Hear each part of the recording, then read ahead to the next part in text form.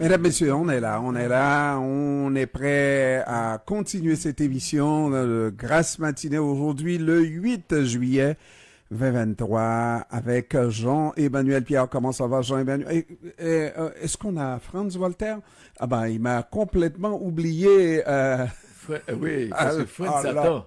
Franz Satan et oui, Jean-Emmanuel, ça va? Ça va bien, Jean-Ernest Pierre, et toi-même? Oui, et puis notre collaborateur qui est là également. Bon Dieu de bon Dieu, alors on est complètement on est complètement perdu, hein?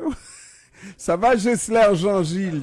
Gessler Jean-Gilles. T'as les pieds pris dans le tapis, quoi. Ouais. Je pensais qu'il avait déjà pris les bons plis.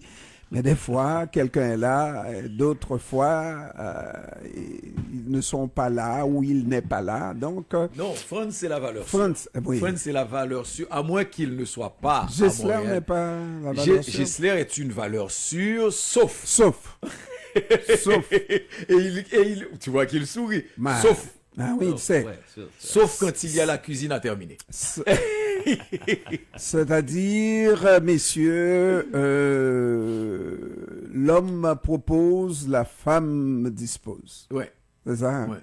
Bon, on comprend. Et Gessler décompose. Ah, bah. Non, je maintiens mon bout quand même. Mais oui, attention, parce que... il faut choisir ses batailles. Ah, de ouais, toute façon. et puis, Il y a parce des qu'à un batailles moment... qui sont perdues d'avance. Exactement. Ah. Alors, Franz Voltaire est avec nous également. Comment ça va, Franz? Eh bien, rien ne va mal. Rien ne va mal. Donc, Un peu chaud, mais rien ne va mal. la vie est belle. Eh bien, je ne sais pas si elle est belle, mais disons que nous, rien ne va mal. Le monde va mal, mais pas moi. Elle n'est pas Vidéotron. Elle est belle. Voilà. Franz est un éternel prudent. Oui. La vie est belle, ce serait tellement facile de glisser. Oui, la vie est belle, il fait beau, etc. Je ne sais pas si elle est belle. Non, mais il sait au moins qu'elle n'est pas Vidéotron. C'est déjà ça. Absolument, Bon. absolument. Alors, messieurs, premier dossier, c'est Wagner. Alors, j'essaie de comprendre encore ce qui se passe dans ce dossier. Avec le chef, tantôt qui est en Biélorussie, tantôt qui est en Russie. Mais où se trouve-t-il exactement, le chef de Wagner?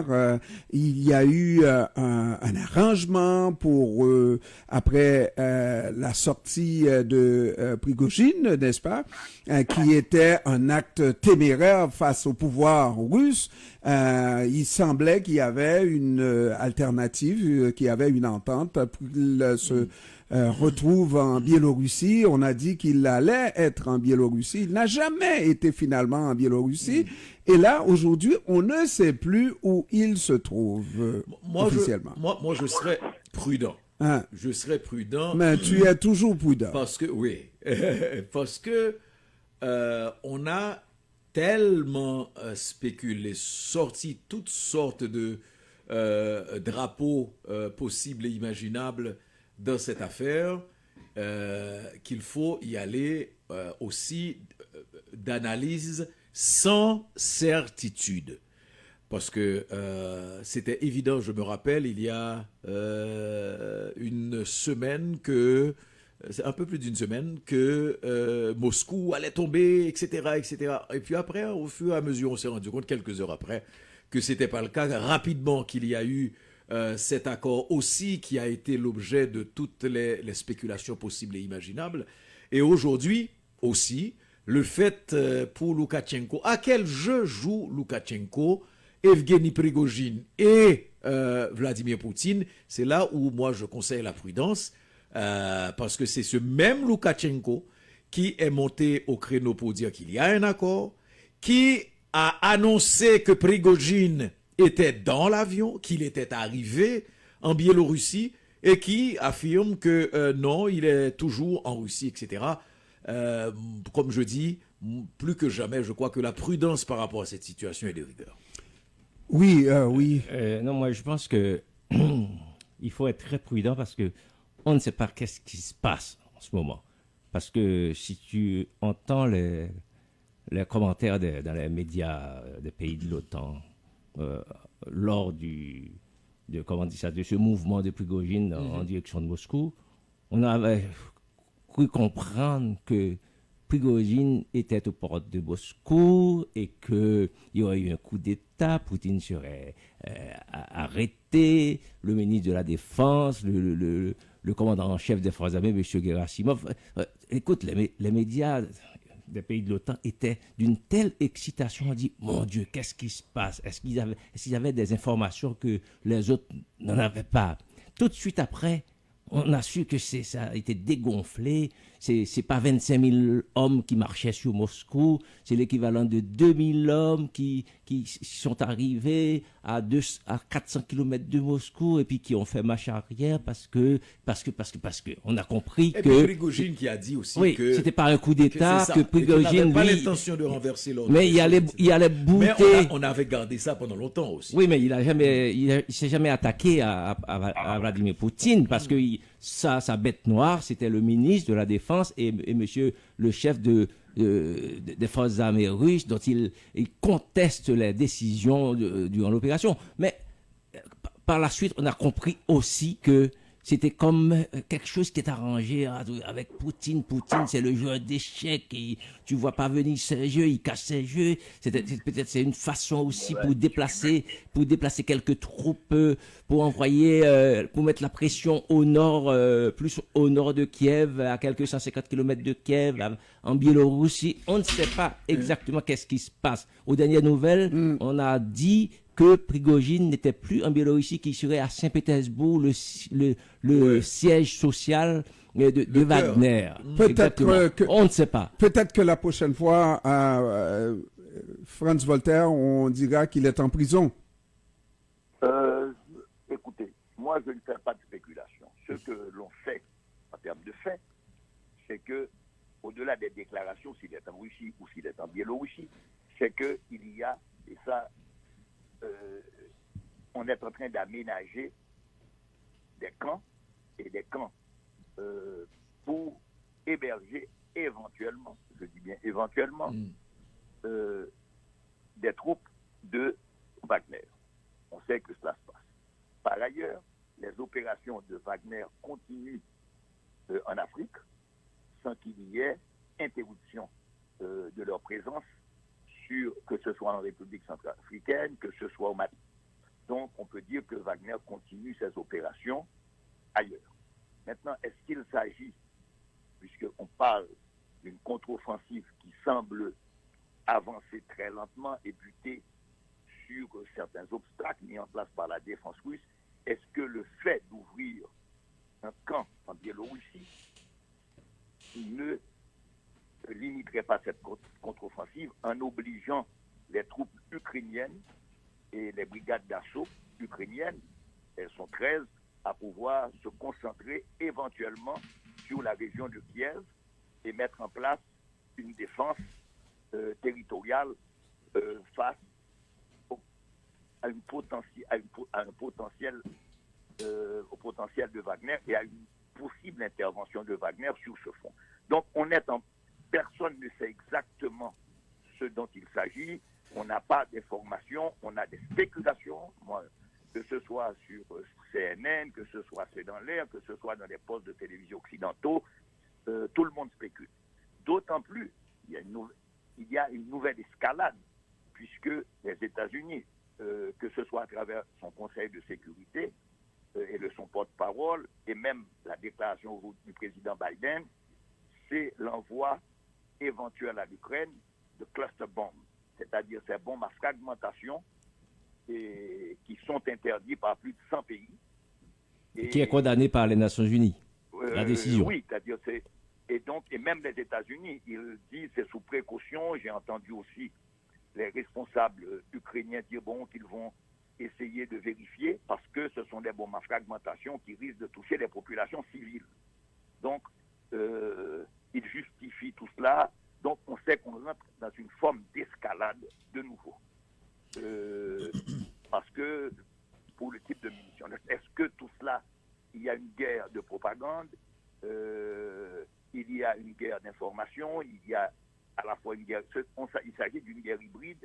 Donc, toutes ces spéculations bute sur le fait qu'on ne sait pas dont il s'agit.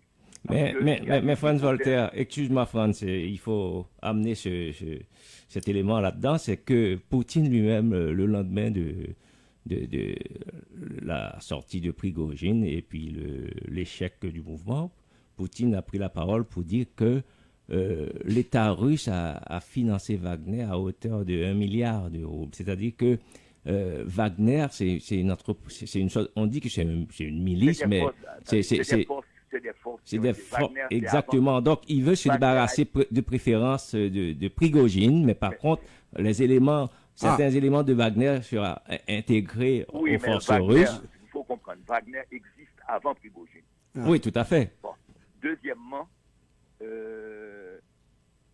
pour l'État russe qui utilise Wagner, il faut bien comprendre que, par exemple, c'était un peu la même chose quand vous avez des forces qui sont indépendantes des forces régulières d'une armée.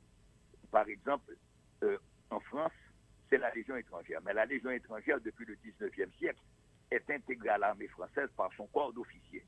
C'est-à-dire les soldats et sous-officiers de la Légion étrangère sont des mercenaires ou des gens qui pour obtenir la nationalité française, vont s'inscrire dans la Légion étrangère, mais il est contrôlé directement par l'État à travers le corps d'officiers qui sont des officiers de l'armée française.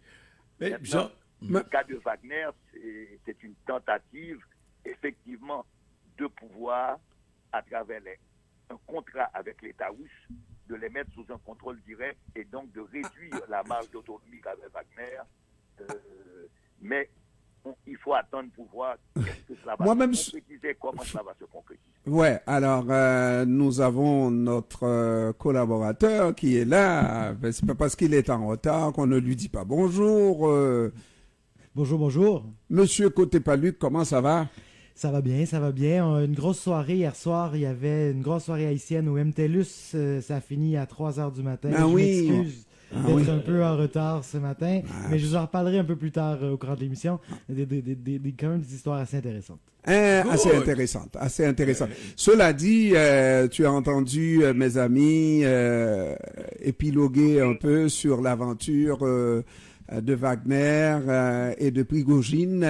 On dirait que tout ça se passe comme si on était dans une famille tricotée serrée et ça se passe très bien. Il n'y a que Prigojine qui voudrait s'en prendre à des hauts gradés de l'armée russe, mais sans toucher à Poutine. Mais c'est une insulte à Vladimir Poutine, c'est une insulte. Mais Franz, est-ce que je peux m'exprimer? C'est une insulte à Vladimir Poutine qui contrôle et qui semble avoir accordé sa préférence à l'armée régulière russe d'une certaine manière. Attendez, avant toute chose.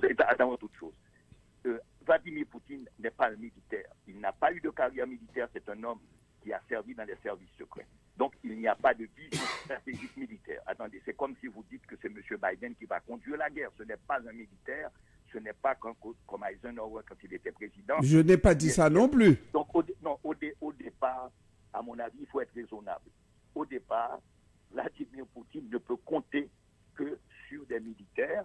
Et la question de Wagner, il faut bien comprendre, Wagner, c'est une petite partie qui a été utilisée comme chair à canon pendant les assauts sur Bakhmout, parce que et d'ailleurs, une fois l'armée russe met en place un système de défense territoriale sur les territoires du Donetsk, sur les territoires de Lugansk, de Mariupol, sur les territoires de l'autre rive du Dniepr, eh bien, Wagner n'a plus ce rôle à moins de monter une contre-offensive.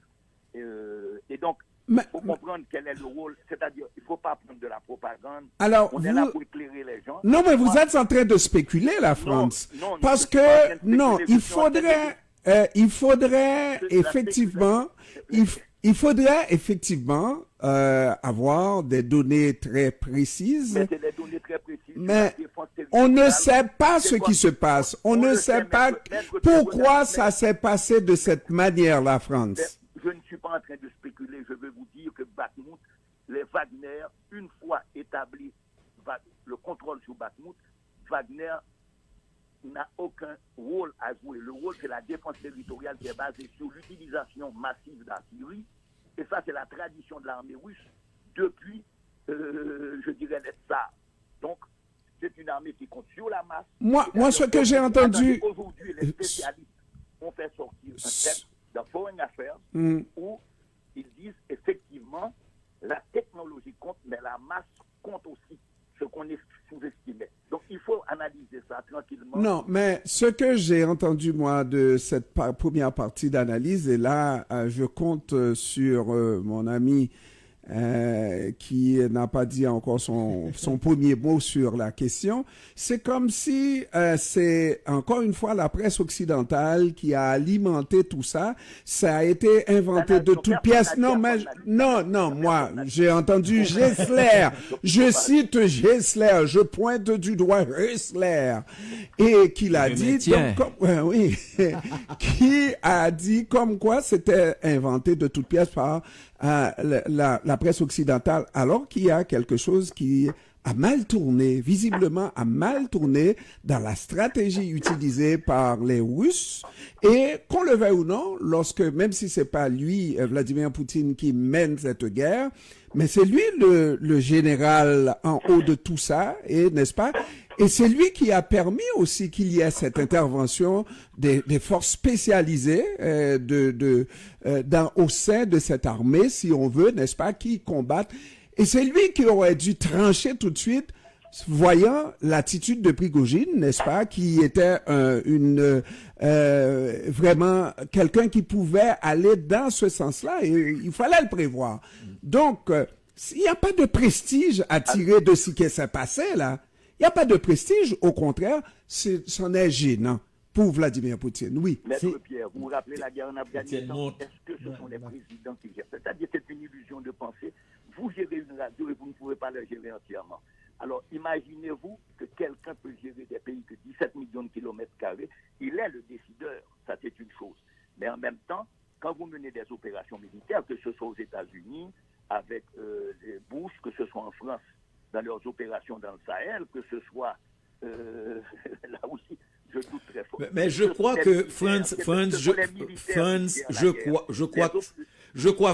que c'est un aspect intéressant à aborder. Moi, j'ai ma chose que je voudrais aussi avancer sur la situation à l'intérieur de la Russie et ce que le mouvement de Prigojine représente aujourd'hui. On va d'abord écouter Étienne qui allait dire quelque chose et j'interviendrai tout à l'heure. C'était plus largement, c'est quand même quand on voit ça, on voit la guerre d'ego qui sous-tend souvent une guerre physique. La testostérone qui est à son maximum et on veut avoir le dernier mot. Dans ce cas-ci, je pense qu'il ne faut pas oublier que Poutine savait très bien que c'était fragile, cette alliance. Il le sait depuis le début.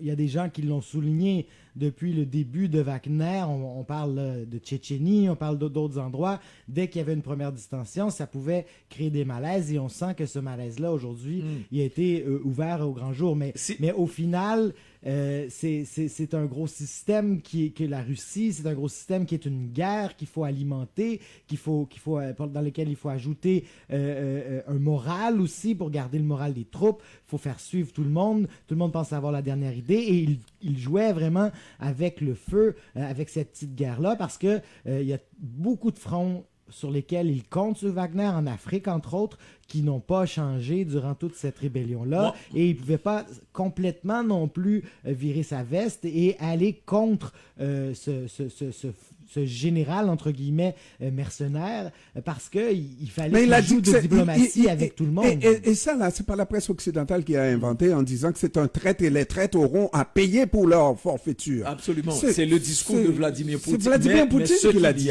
Et c'est pour ça qu'on n'a pas compris la rapidité avec laquelle aussi il est revenu. Et c'est là où je dis qu'il faut être prudent. À quel jeu joue encore Vladimir Poutine, Prigojine et Loukachenko? Parce que ce discours-là qui a été tenu, être aux portes de Moscou, quelques heures après le discours l'instant d'après le discours de Vladimir Poutine, et quelques heures après, pas une journée, pas 24 heures, quelques heures après, une entente qui est trouvée, etc., etc. C'est un jeu qu'on a vu souvent, quand même. Non. Pourquoi je dis... Ils ont trouvé un pays neutre, ou en tout cas ami qui est pas trop... Mais sauf qu'il n'a jamais dépaysant. quitté.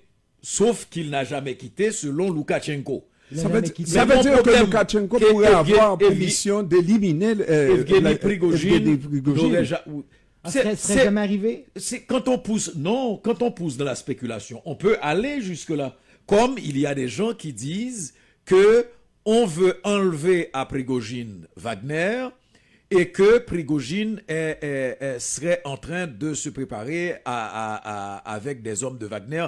C'est la chose la plus invraisemblable parce qu'on parle d'un petit groupe versus une armée. Mais ce que je voulais surtout souligner, parce qu'on spécule déjà, on recommence à spéculer sur le fait que ça soit la fin de Poutine. Tu sais, la seule chose, c'est que je disais oui. On spécule davantage sur la fragilité de la Russie. Parce que... et là, c'est la spéculation. Et là, c'est la spéculation de la presse occidentale. Effectivement, rien n'a été prouvé en disant que de manière ordinaire, ces gens-là ont marché en direction du Kremlin et ont pris ont pu rentrer dans plusieurs villages, n'est-ce pas, et auraient pu mettre la main sur des armes nucléaires. Ça, c'est de la spéculation. Moi, mais pour l'instant... Excuse-moi, Jean-Pierre. Écoute, là, Jean-Pierre, il faut... Non, mais on va respirer un peu. Je termine ce que je disais, parce que Jean-Ernest vient d'avancer est extrêmement intéressant, mais je termine ce que disais. Prédire, avancer la fin de Poutine, comme l'ont fait certains, c'est vendre la peau de l'ours avant de la voiture, mais de loin, pour plusieurs raisons. Est-ce que Poutine peut être assassiné? Un président est vite assassiné. Il suffit que celui qui décide d'assassiner le président soit prêt à mourir à n'importe quel moment. La chose, c'est que dans cette Russie que nous avons, tu as une construction autour de Poutine, à la fois des élites, que ce soit économiques, politiques, l'armée, etc. Poutine est au pouvoir depuis plus de 20 ans et tu as cette assurance qu'il donne. Et c'est une des choses qu'on craignait d'ailleurs, mais il a rétabli la situation très vite. Une des choses qu'on craignait, c'est que la manière dont Wagner est entré, s'approchait de Moscou, inquiétait. Parce que une garantie que Poutine donne, c'est la garantie de la sécurité. Il paraît que Poutine a bien géré la situation. D'abord, comment pour empêcher les 2000 soldats de Wagner de marcher sur Moscou, il aurait pu le faire avec son aviation et puis faire un bain de sang. Et puis là aussi, il va avoir un problème politique avec l'opinion publique russe parce que Wagner vient d'enregistrer 2 grandes victoires, Soledar. Ils sont vus comme des héros. Bakhmut, c'est des héros. C'est que je pense que Poutine a tellement bien géré ça parce que il se dit que même pour entrer dans Rostov-sur-le-Don, c'est la ville garnison où il est entré la première fois, et que le responsable du commandement militaire de cette ville avait reçu instruction de ne pas bouger, de le laisser entrer. D'abord, on a vu des images où Prigojine était assis entre les 2 officiers supérieurs de l'armée russe en train de jaser. Donc, moi, je pense que, comme on a dit, que Poutine, il sort pas son jeu. C'est un élément qui vient. Il sort pas comment? Il sort pas son jeu. On le voit pas parce que c'est un ancien du KGB, quelqu'un qui est le service secret. On ne sait pas ce qui se passe parce que, regardez. Non. Il y a certains, il est en train de manipuler l'échiquier. Et puis aussi après 20 années il a le momentum. Il a le plein contrôle des institutions. C'est sûr qu'il va avoir quelques escamoches, des généraux, des hommes politiques qui pensent que ça ne va pas trop vite, trop bien sur le champ de bataille. Il voudrait faire quelque chose pour que Poutine soit plus ferme. Parce qu'il y en a qui attendent qu'il utilise des grands moyens. Plus ferme et plus fort. Les missiles hypersoniques. Et plus haut. Non, mais attendez. On doit faire la pause, France. Attends juste un moment.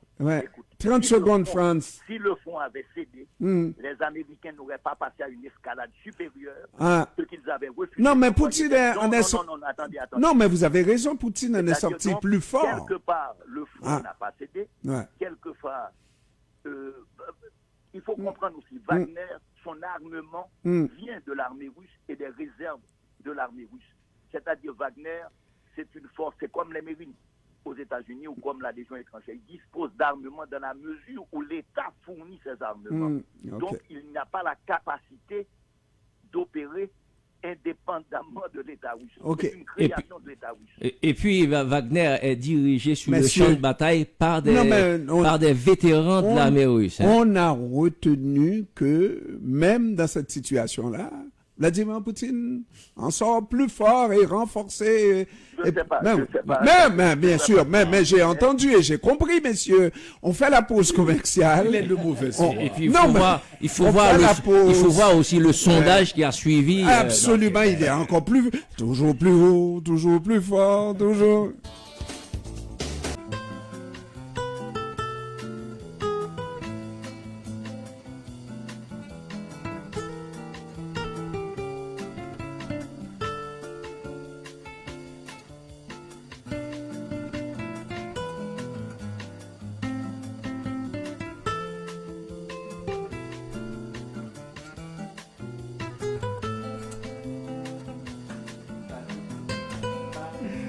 Mesdames, Messieurs, nous sommes de retour donc avec Franz Voltaire, Gessler Jean-Gilles. Est-ce que le micro est ouvert? Tu penses que ton micro n'est pas ouvert? Là, oui. Et puis également, est-ce que j'ai dit Étienne Côté, et puis moi-même, Jean-Ernest Pierre. Donc, on arrête avec Wagner, parce que Wagner a fait trop de vagues, mesdames, messieurs. On regarde un autre dossier, un dossier par chez nous, mais on pourrait même nous intéresser au dossier d'Haïti tout de suite, parce qu'il y a eu cette rencontre-là.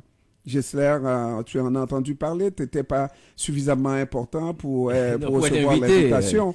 Moi non plus, mais Franz Voltaire, lui... Il n'a pas été. Hein? Il n'a pas été. Je lui ai demandé. Il n'a pas été. Mais il n'a pas été... Il a été invité, mais il n'a pas été. Ah mon Dieu, Franz, c'est une insulte. Non, pourquoi? Non, mais tu devrais aller là et défendre la chose. Je comptais sur toi. Ah ben non. Ben non. Il n'y a pas de discussion. Bon.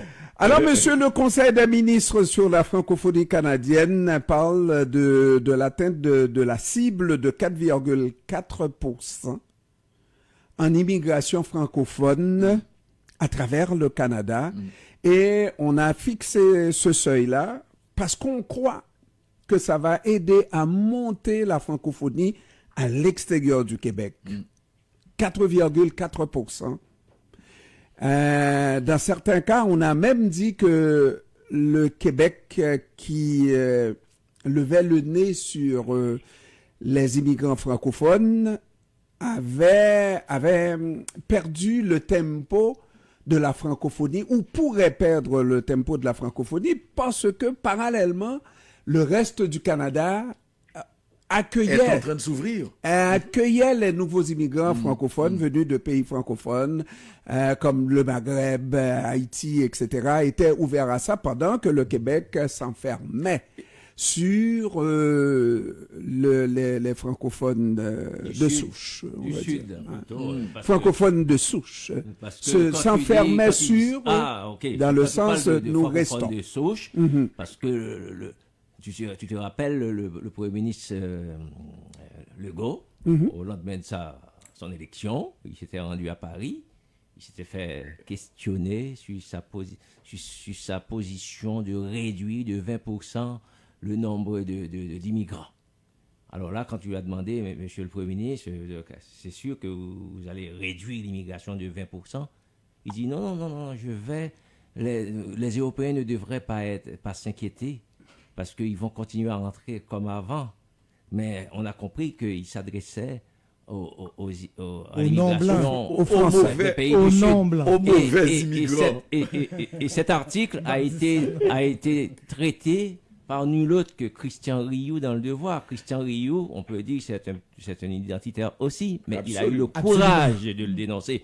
Donc, quand on parle de francophonie, moi, personnellement, après 30 ans ici, je comprends qu'il y a une différence entre les francophones du Nord qui sont naturels et les autres qui sont probablement de langue française, ceux du qui Sud, sont de langue française, mais qui ne et sont qui sont pas francophones parce que Étienne est là, il peut Parce nous que ce dire. sont Un francophone au Québec et au Canada est avant tout un descendant des Canadiens français.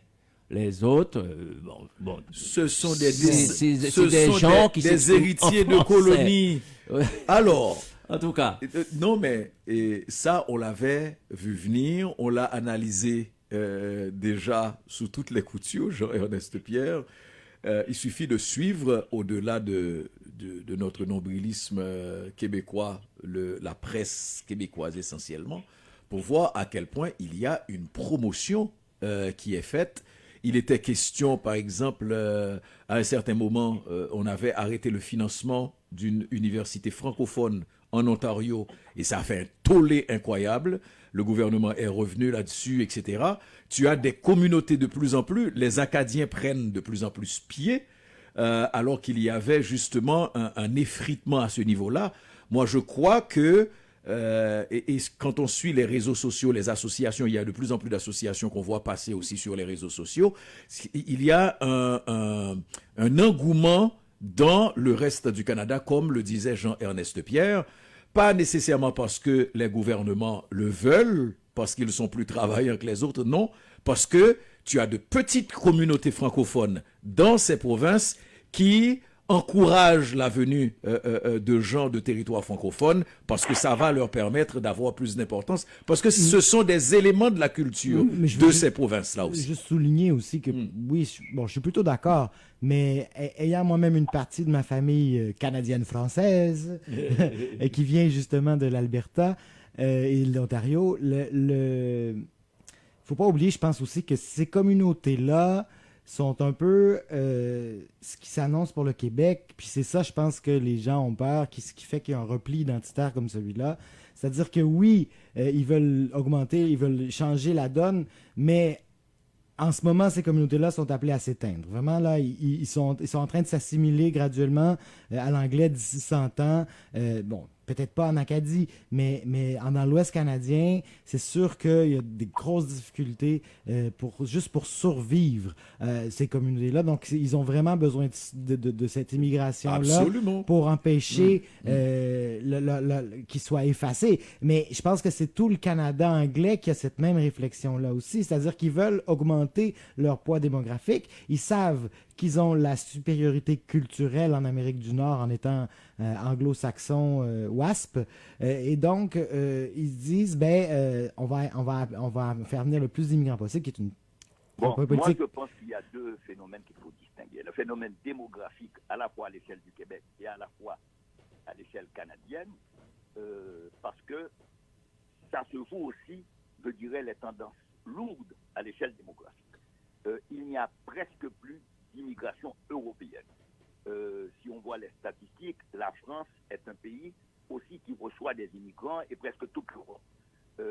Et l'Europe, de la Russie jusqu'à le Portugal, les pays européens sont en déclin démographique. Donc, il n'y aura plus d'immigration européenne comme il en a eu au XIXe siècle, non seulement en Amérique du Nord, mais en Amérique latine. Donc, il s'agit, pour maintenir des taux de croissance, pour payer les pensions, il s'agit d'une immigration qui viendra d'ailleurs. Et donc, au Canada, on a essayé de le diversifier, c'est-à-dire en augmentant aujourd'hui, par exemple, cette immigration qui vient d'Amérique latine, qui vient des pays maghrébins, qui vient d'Afrique, qui vient d'Asie. Bon. Ce sont les principales sources d'immigration parce qu'il n'y en aura pas d'autres. C'est une immigration, effectivement, comme en Australie, au Canada, c'est des immigrations choisies. Nonobstant les réfugiés politiques. Donc, on a ce phénomène. Maintenant, comment ça va se répartir en termes d'immigration francophone? Parce que là se trouve un autre problème, et peut-être pour le Québec, le problème le plus important. Parce que d'abord, l'immigration et la croissance démographique dans les provinces de l'Ouest ou en Ontario diminue le poids du Québec, ne serait-ce que Dans la fédération. parce que effectivement, c'est au prorata du nombre. Le Canada, il y a une différence avec les États-Unis. C'est une partie de ce qui crée la peur identitaire. Où les États peuvent maintenir leur présence au Sénat tout en ayant c'est-à-dire un État comme le Wisconsin avec 500 000 habitants a le même nombre de sénateurs que la Californie avec près de 40 millions d'habitants. Et la Californie, c'est presque la population du Canada. Donc il y a un problème. Effectivement, en prenant une position identitaire, la question est quel est le nombre d'immigrants pour maintenir le poids démographique du Québec au sein de la Fédération. Mais je pense que c'est pas des gros problèmes non plus. C'est juste que le gouvernement actuellement se bute à les prendre. Du Premier ministre Legault, au départ, c'était des restrictions sur la question de l'immigration. Il en arrive après à dire, bon, on va en appeler à 67 000. Il y a donc, parce que le Québec, c'est la seule province qui gère une partie de son immigration. Mais si je peux ajouter, au provincial, particulièrement le gouvernement Legault, on le répète souvent, mais je vais le dire encore, la question d'immigration, c'est vraiment une question populiste et politique pour Legault. C'est avec ça qu'il a réussi à gagner ses élections, c'est avec un discours anti-immigration. Et il est un peu pris dans ce discours-là. Et le système politique québécois actuel fait en sorte que les zones urbaines sont moins bien représentées au niveau politique. C'est-à-dire que je suis d'accord avec toi, le système politique par les comtés. Exactement. Le poids de Montréal est où se concentre l'essentiel de l'immigration. Et des gens qui seraient favorables à l'immigration. Alors, messieurs... Je veux dire un petit mot. Il faut regarder la position du Québec par rapport à l'immigration, qu'elle soit francophone ou non francophone. Pour le Québec, poussé par un mouvement identitaire très puissant qui disent que l'immigration, quel qu'il est, peut-être à part l'immigration en provenance de Belgique, de France ou de Suisse, est une menace pour la langue et la culture des Québécois. On dit que maintenant, si vous regardez tous les chroniqueurs qui attaquent cette question, ils le posent en termes de menace pour le Québec. RIP Denise Bombardier. Bon, alors... dont nous saluons le départ. C'est le discours qui est repris d'un discours en France, particulièrement. Oui. On reprend tel. Le problème... Et des États-Unis. Il y a 180 000 emplois qui sont vacants. Il y a des milliers d'entreprises, et surtout des petites entreprises, qui seront fermées. Qui seront fermées parce qu'il n'y a pas de relève, parce qu'il y a un manque de main-d'œuvre. Mes bureaux sont dans le Vieux-Montréal. Je peux te dire, tu n'as qu'à marcher pour voir les demandes dans tous les restaurants du coin. Donc, il y a un problème. Alors, à la main-d'œuvre. Et donc, alors, France, Legault a dû changer la façon, ce qui pourrait distinguer un premier ministre, un gestionnaire, oui, mais un premier ministre qui a des ambitions autres pour le Québec, qui est en grande difficulté par rapport à sa langue, oui, c'est de faire les deux à la fois. Vous avez un problème de main-d'œuvre, des gestions de main-d'œuvre, un problème de rareté de main-d'œuvre. Comment on peut, et le problème a été posé de cette manière-là, comment on peut faire venir au Québec des migrants, mais francophones, ou des gens venus de pays où le français est une des langues parlées,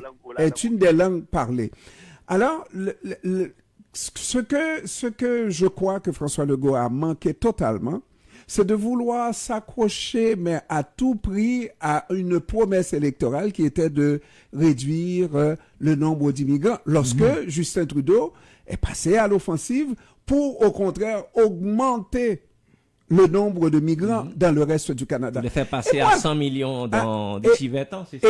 Non, 2100. 2100. Bon, 2000, ouais. Non, c'est pas Trudeau qui a parlé de... C'est une étude indépendante qui dit que en 2100, nous serons 100 millions. 100 millions, oui. 100 millions. Et les calculs le disent aussi, sans faire de difficulté là, avec le nombre qu'on est, sans avoir à augmenter, on sera à 100 millions au Canada. Mais si on aime sa province et on veut protéger la langue, oui, on peut ne pas avoir les structures d'accueil permettant effectivement de recevoir, je ne sais pas, 500 000 par année, là, mais est-ce qu'on peut favoriser que d'autres qui rentrent, d'autres provinces qui accueillent, qui ont la capacité et les structures d'accueillir beaucoup plus que nous au Québec, en accueillent beaucoup plus de francophones. Car plus il y en a de francophones dans le reste du Canada, plus le français sera vivant au Canada. En fait, il n'y a pas une corrélation exacte. La question Mais on devrait le voir comme ça, La France. question des francophones qui arrivent au Québec, au Canada, dans le reste. Parce que le Québec n'a pas la capacité d'accueillir. C'est le prétexte de François Legault. Oui, On n'a pas la capacité d'accueillir indéfiniment. Mais c'est pas seulement le gouvernement du Québec, c'est l'ensemble. Les francophones qui arrivent dans le reste du Canada aident certainement, dans certains cas, que les institutions francophones puissent recevoir un certain nombre d'enfants. Ce sont des gens qui sont jeunes. Donc, ça permet de maintenir les structures scolaires, les structures hospitalières, bien que l'on se rende compte qu'effectivement, énormément de ces structures sont en difficulté et il y a des menaces. Par exemple, l'université de Sudbury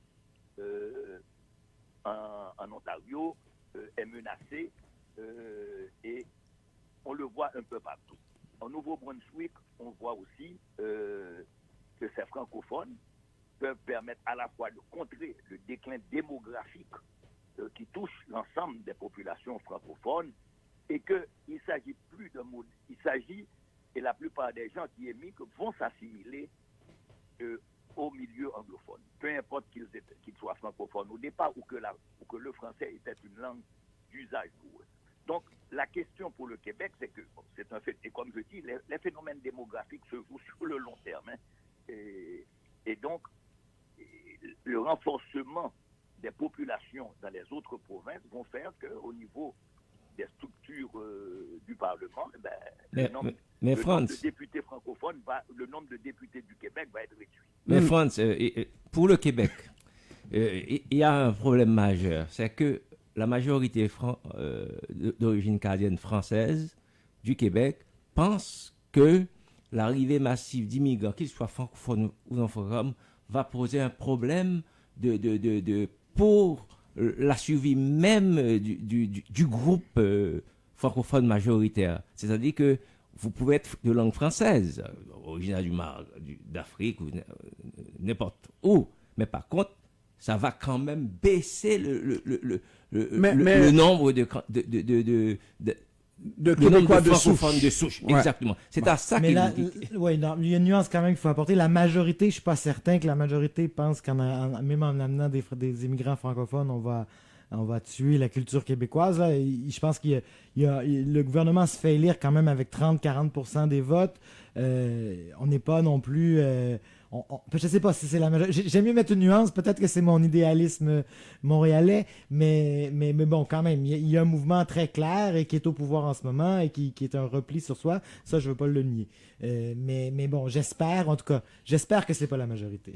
C'est pas la majorité, mais on va assimiler ce mouvement-là à l'ensemble de la population québécoise qui l'a dit tout à l'heure, les sondages prouvent effectivement que une bonne majorité peut, quoi qu'en fasse le gouvernement. C'est la faute.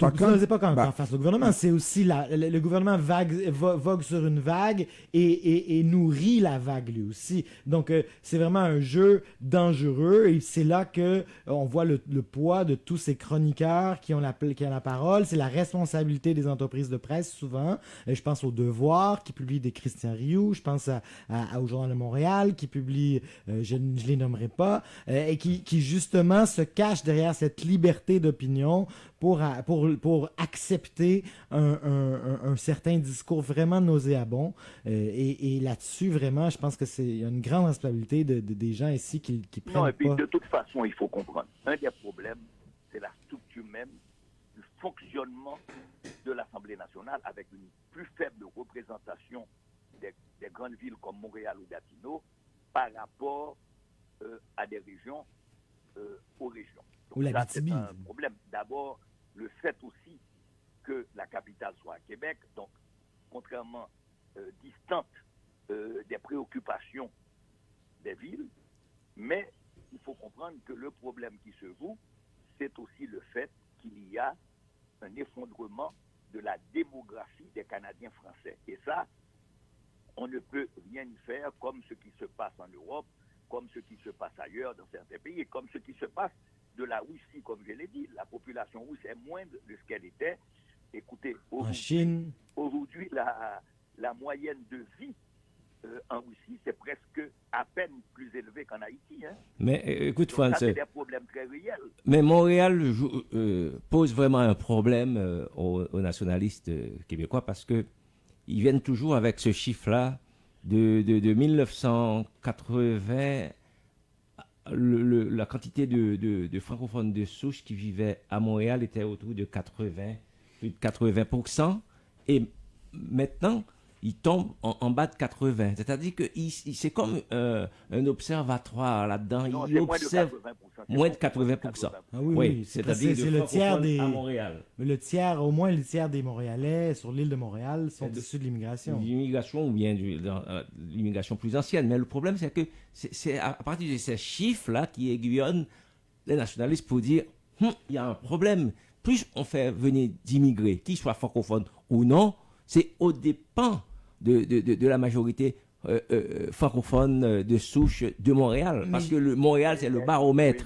Oui, mais n'oublie pas qu'il y a un phénomène récent, ça a été aussi les effets de la Covid, où il y a eu déplacement de population vers à la fois les banlieues, mais surtout vers le reste du Québec. Aujourd'hui, c'est un problème. Vous avez quoi? Pendant ces dernières années, l'immigration représentait autour de 50 000 personnes. Vous n'avez qu'à imaginer, sur 10 ans, ça fait 500 000 personnes, sur 20 ans, ça fait 1 million. Donc, vous avez une diversification de la population, comme ce qui s'est passé à Toronto. Toronto n'est plus une ville anglaise telle qu'elle était. L'anglais reste la langue dominante, mais la population du Grand Toronto, de Great Toronto, la population n'est plus d'origine britannique. Hein.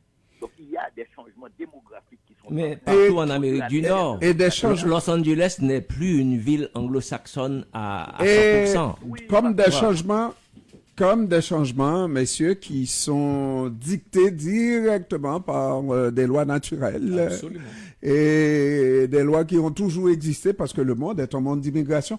On va faire la pause commerciale et au retour, il n'en a pas voulu en parler, là, notre Étienne Côté-Paluc, mais il va être obligé d'en parler parce que nous allons aborder peut-être la même question avec la disparition de Denise Bombardier.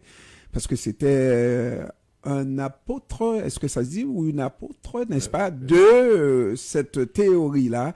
La grande disparition, n'est-ce pas, le grand remplacement. Mais sans le dire, madame était beaucoup plus intelligente que ça, n'est-ce pas? On va faire la pause commerciale, on revient pour la suite dans un instant.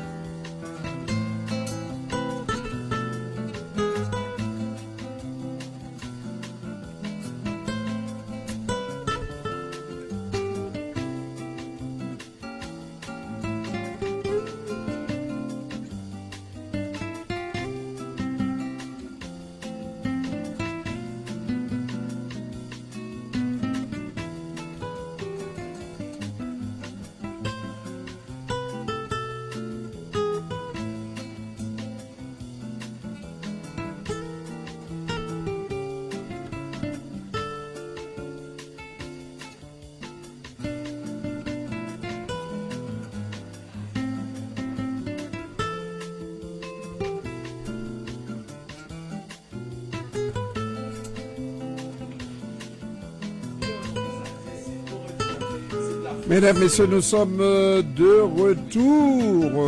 retour donc avec Étienne Côté-Paluc, Jean-Emmanuel Pierre, nous sommes avec Gessler Jean-Gilles et Franz Voltaire. Messieurs, on aborde cette fois-ci le départ de Madame Denise Bombardier, journaliste émérite de la presse québécoise, n'est-ce pas? et qu'on regrette. Elle est partie peut-être pas si jeune, mais elle avait encore, j'imagine, une fonction extrêmement importante de la société québécoise parce que ces dernières années, on retient surtout dans la grande presse l'exploit de Denise Bombardier qui, sur le plateau d'Apostrophe, etc., Avec Maznef. a classé un géant, n'est-ce pas? Mais c'était un bon coup. C'était un bon coup. En lui disant... mais cet exploit-là, moi, je considère... En lui disant qu'il était un pédophile. Qu'il était un pédophile, alors qu'en France, le mot n'avait pas cette connotation d'aujourd'hui. Hein? Et il avait, je pense qu'il avait la connotation, mais il avait surtout... Mais surtout, regardez, les gens écrivaient qu'ils fréquentaient les gens. Les mûrs disaient qu'ils fréquentaient des mineurs de 14 ans, n'est-ce pas? Et c'était accepté dans la société québécoise, dans la société française, n'est-ce pas? Et elle a eu le courage de le dire. Non, puis je pense... C'est que Madzev célébrait la pédophilie. C'est ce que j'allais dire, nuance. Elle sodomisait des petites filles, donc ça c'était... Et elle a eu, le courage, mais ceci, je crois que c'était... on pouvait être en désaccord avec elle. Moi, j'ai eu plusieurs désaccords et beaucoup de désaccords avec elle. Mais en même temps, c'était quelqu'un qui avait le courage de ses opinions et... on pouvait polémiquer avec elle parce que c'était une femme aussi intelligente. Hein. Il faut le reconnaître, qui avait un tempérament très fort. Et effectivement, elle pouvait avoir des positions un peu sur la question de la langue, sur la question qu'elle était très préoccupée pas seulement de l'avenir de la langue, mais aussi de la qualité de la langue qui était utilisée par les journalistes et par les polémistes au Québec. Donc, et elle était, ces derniers temps, il semble qu'elle avait ce cancer foudroyant, c'est le cancer du foie. Bon. Donc, voilà, on peut souhaiter nos condoléances à sa famille. Et naturellement, ce que je vais retenir, surtout de Denise Bombardier, c'était, oui, qu'elle défendait la qualité de la langue, mais qu'elle était dans une école de pensée, à savoir que les immigrants représentaient une menace. Une menace littéralement pour la survie de la langue française, n'est-ce pas, au Québec. C'est comme tous ceux qui sont des positions... Avec des martineaux au sein d'un journal, messieurs, le jour où le gouvernement, ce pouvoir, et c'est ça que moi j'ai beaucoup de misère à digérer par rapport à l'indépendance journalistique qui est essentielle pour continuer dans ce métier. Le jour où la position du gouvernement était indéfendable, Madame Bombardier préférait ne pas écrire. Littéralement. Je le faisais remarquer à mes amis de réveil matin que voilà, je cherchais un titre de Madame Denise Bombardier, elle préférait ne pas écrire ou écrire sur son chien ou son chat. Mais il faut comprendre aussi que tous ces idéologues, ce sont des idéologues en fait, tous ces idéologues identitaires, faut pas s'attendre à autre chose. Hein. Il faut pouvoir répliquer à tous ces gens-là. Il faut pouvoir polémiquer avec eux. Il faut pouvoir aller et convaincre l'opinion publique. La seule différence, c'est que la plupart des gens n'ont pas accès. Non. La première. Alors, Jean-Emmanuel, tu peux permettre. Est-ce que dans une société libre et démocratique, on a ce droit-là?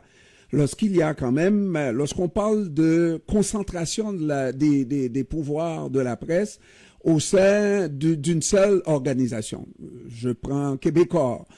Québécois a eu pour président quelqu'un qui a été aussi président du Parti québécois, du mouvement, n'est-ce pas, pour l'indépendance, chef du Parti québécois, et il est venu ici nous dire qu'il fallait faire l'indépendance, la souveraineté du Québec le plus vite possible, car dans quelques années, les immigrants seront majoritaires au Québec et à ce moment-là, il sera trop tard. Donc, lorsque vous prônez de telles idées dans une société et que vous êtes aussi patron de presse et que vous avez une multitude de presse, que vous concentrez des journalistes comme ça à harceler le monde de cette manière-là, je me demande est-ce que ça se fait dans une démocratie? Oui. Je me La pose question, la oui. question. La réponse est oui, tu le sais. concentration Oui. des journaux et des télévisions un peu partout en Occident. C'est ce que j'aime bien, cette phrase de Coluche, qui disait que la dictature, c'est ferme ta gueule, et la démocratie, c'est cause toujours.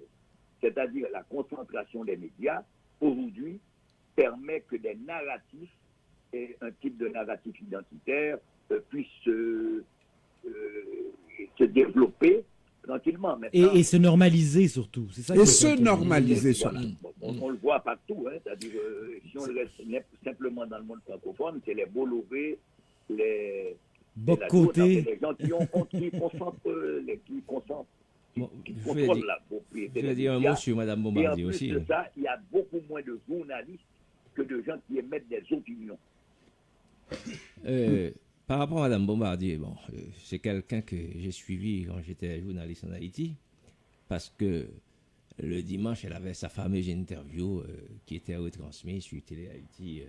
Toutes les femmes de Port-au-Prince, de la bourgeoisie de Port-au-Prince écoutaient cette femme-là. Voilà, enfin, une femme qui a cette liberté de parole, de ton, qui était capable d'affronter des hommes politiques, tout ça. Bon, quand je suis arrivé ici, bon, j'ai trouvé qu'elle était restée encore journaliste avec sa liberté. À un moment donné, même, on pouvait penser qu'elle était proche de la communauté haïtienne. J'ai vu qu'elle accordait beaucoup d'attention à des gens, à des Haïtiens, par exemple Émile Olivier, qui passait régulièrement dans son émission, Dany Laferrière, etc. Mais à partir de peut-être moins d'une quinzaine d'années, j'ai senti qu'elle s'est un petit peu radicalisée. Lorsqu'elle a pris sa retraite de Radio-Canada, et puis elle diffusait ses idées dans Le Devoir, et puis un peu maintenant au Journal de Montréal. Au Journal de Montréal, maintenant, on sent que c'est l'idéologue identitaire qui touche à tout ce qui concerne la survie du groupe majoritaire canadien française. Donc, c'est-à-dire que elle parle tout le temps de nous, les francophones, par rapport aux autres. Je me rappelle quelque chose qui m'a surpris. C'est sa déclaration. Elle était à Paris lors de l'intronisation de Dany Laferrière à l'Académie française. Alors là, les médias lui demandaient qu'est-ce que vous pensez de ça. Il dit moi, parce que tout le monde pensait que Dany Laferrière, c'était aussi un Haïtien, enfant du Québec. un Québécois. Tout ouais. le monde était content. Et puis, elle a répondu, moi j'ai entendu comme ça, oh, eh ben oui, c'est une bonne nouvelle, eh ben je présente mes félicitations à Haïti. Donc, tout d'un coup, on sent qu'elle n'accepte pas que Dany Laferrière pouvait être un Québécois. Donc, tu fais que elle a continué sur cette lancée et de plus en plus... Jusqu'à sa mort. Jusqu'à sa mort. Donc, on peut regretter ça, parce que c'est une femme vraiment libre. J'aime ça parce que la confrontation d'idées, mais sauf qu'elle elle était figée dans sa position. On dit à la rigueur, elle représentait le gouvernement au sein du journal de Non, Montréal. mais il y a beaucoup de choses, et s'il y a, à côté de tout ça, je reviens sur ce que Franz a dit tout à l'heure, c'est la conviction. C'est une femme qui, jusqu'au bout, a vécu ses convictions. C'est une femme qui était une battante. On a évoqué l'épisode Mazdef, etc. Mais dans d'autres cas, c'est-à-dire tout le tollé que ça avait créé quand elle a banalisé la douleur, les conditions des peuples autochtones, des Premières Nations. Il y a même eu des chefs de communautés qui ont fait leur sortie. Il y a Madame Bacon qui avait refusé une entrevue. C'était au Salon du Livre de Québec. Au Salon du Livre de Québec.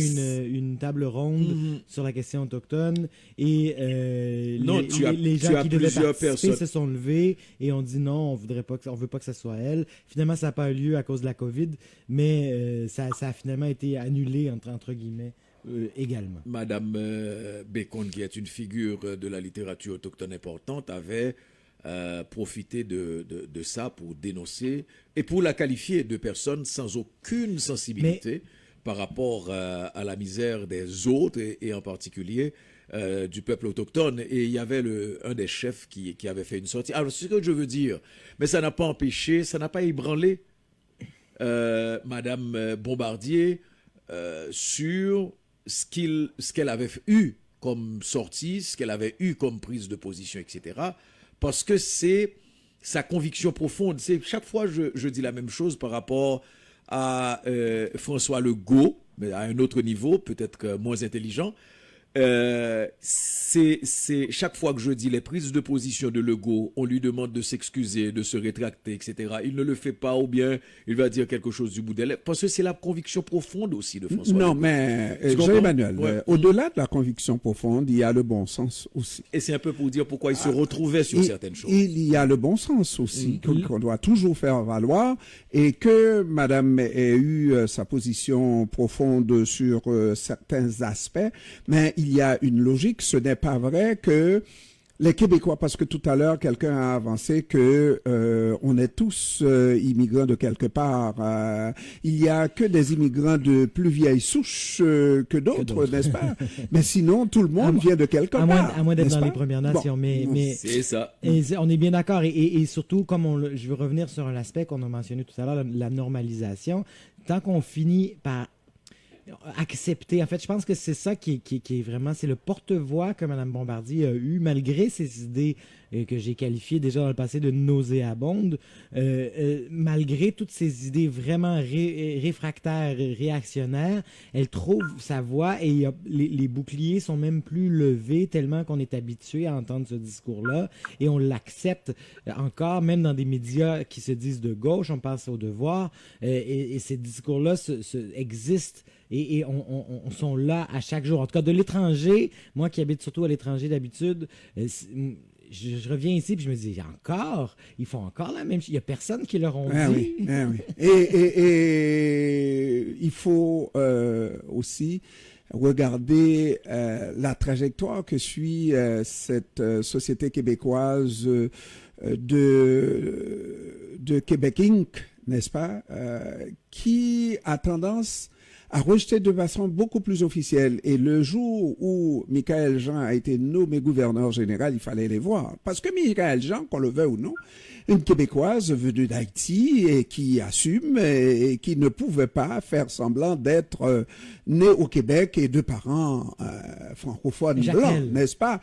Michaël Jean est né à Jacmel. Oui, mais on s'entend qu'elle ne pouvait pas laisser entendre qu'elle était née au Canada et de parents francophones et blancs, n'est-ce pas? Et tout le monde semblait l'accepter après avoir occupé des fonctions comme présentatrice à Radio-Canada, mission qu'elle a accomplie vraiment. Mais il fallait voir pas seulement Denise Bombardier, mais tous les autres, le Québec Inc., n'est-ce pas, qui a trouvé tous les défauts de Michaël Jean, entre autres, d'avoir trahi la cause. Et voilà aussi le mot, avoir trahi la cause au Québec.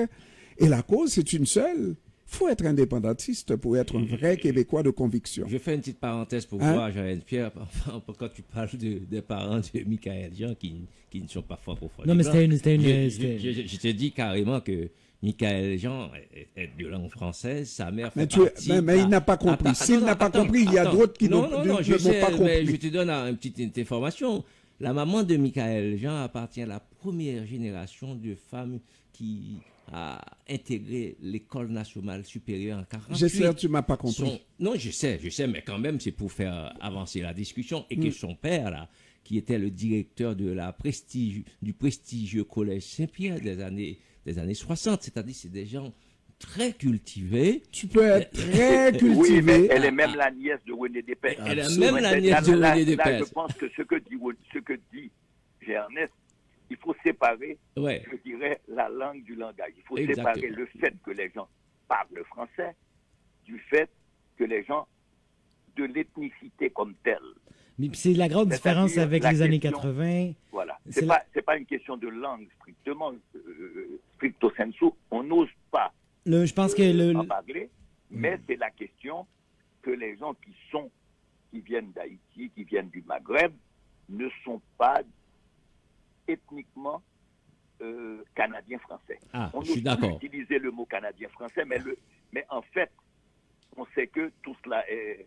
Voilà, quand on parle de non-francophones, effectivement, si c'était une question simplement de langue, il y a très longtemps, les Haïtiens auraient été intégrés. C'est plus que cela. Mais je pense C'est plus qu'il que la langue. il peut y avoir il faut pas l'oublier, c'est-à-dire qu'il peut y avoir un nationalisme d'ouverture. Moi, je me suis toujours considéré nationaliste québécois, comme un nationaliste peut l'être haïtien, c'est-à-dire qu'on peut être fier de sa culture, être fier de qui on est, d'où on vient, et être ouvert sur l'autre. Et ce qui se passe, c'est que dans le mouvement entre guillemets nationaliste, ou en tout cas dans le mouvement politique québécois, dans l'idéologie, dans les idées qui sont véhiculées au Québec, et le combat vers ce nationalisme plus fermé a pris le dessus dans les dernières années, ça c'est clair. Je ne sais pas s'il avait toujours eu le dessus, mais en tout cas il y a eu certaines brèches, plus d'ouverture, et ce qui est clair, c'est que maintenant il y a une fermeture qui est très triste et qui, Non, pour mais moi, là-dessus- n'est pas proche du Québec que j'ai connu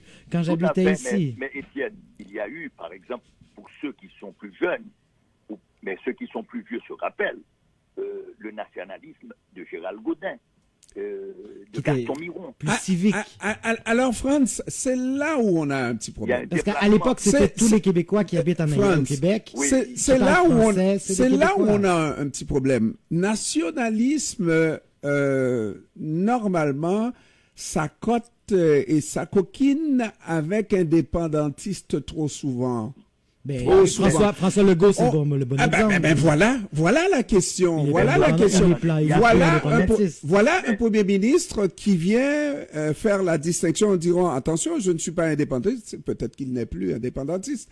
Je suis nationaliste. Oui, mais tous ceux qui sont depuis, il y a ce nationalisme d'avant, de Duplessis, qui n'a jamais voulu l'indépendance du Québec, mais Ouais. Et qui était voulait encore plus conservateur. rapatrier, Ah ouais, était tout très à fait. conservateur, c'est un nationalisme conservateur, et qui voulait Refermé. rapatrier le plus de pouvoir possible.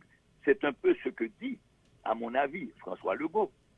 Et c'est comme ça qu'il a phagocyté une partie de l'électorat du Parti québécois, comme il a phagocyté une partie de l'électorat libéral sur la base de politique économique Mais le problème, néolibérale et il Et a nationaliste. phagocyté le Parti québécois en s'accaparant une part du discours identitaire. et le problème, Franz, jusqu'à l'émergence de ce chef, nouveau chef, qui semble redonner vie au Parti québécois, tous les indépendantistes, tous les indépendantistes ont trouvé leur voie, n'est-ce pas, dans le nationalisme de Monsieur Legault. Non. Oui, de mais Monsieur il faut Legault. comprendre- il faut Ben, comprendre- c'est pas vrai, il y a- c'est il y pas a vrai, ça, c'est national- faux. il y a Ben, qui regarde. prônent comme le Québec solidaire.